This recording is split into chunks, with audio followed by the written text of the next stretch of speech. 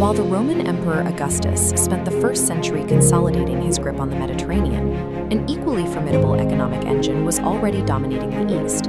This was the era of the Movender, three distinct, deeply competitive kingdoms that shared a single, resource-rich corner of the Indian Peninsula. Geographically, the board was split between the Cholas in the northeast, ruling from Oreyor under the Tiger banner, the Cheras in the west, governed from Vanchi with the bow, and the Pandyas in the south, based in Madurai with the fish symbol.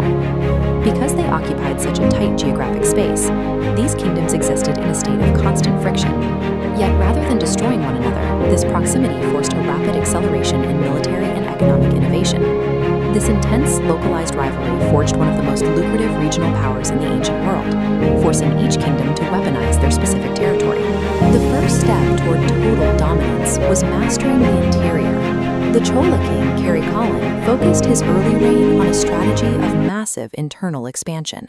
Karikalan transformed the regional economy by clearing vast forests for settlement and building the Grand Anicut, a monumental dam across the Kaveri River designed to regulate the water supply for large-scale agriculture.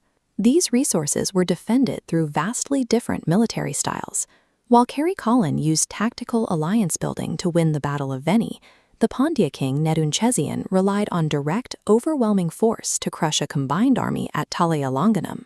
These campaigns secured the agricultural surpluses and inland trade routes necessary to fund an even more ambitious project. Having secured the stability and wealth of the interior, the Moovendar turned their attention toward the monopoly of the Indian Ocean. South India anchored maritime trade connecting Rome and China. The Cholas projected naval power from Buhar to the Malay archipelago. The Pandyas transformed Korkai into a global pearl and horse hub, sending embassies to Augustus. The Cheras protected Musiri, establishing direct contact with China. The volume of foreign currency entering these ports led the Cheras to mint their own copper and lead coins, often imitating Roman denarii, to accommodate the scale of international trade. By leveraging their specific coastal geography, the Moovendar engineered themselves into the indispensable middlemen of the ancient world, bridging two of history's greatest empires.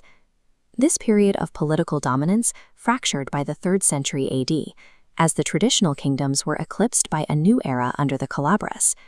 Because the traditional royal families lost their grip on power, later historians often dismissed this period as a dark age or a mere interregnum. However, recent interpretations suggest this was actually a period of deep social transition. The wealth accumulated through centuries of global trade began to circulate more broadly, fueling a societal shift. This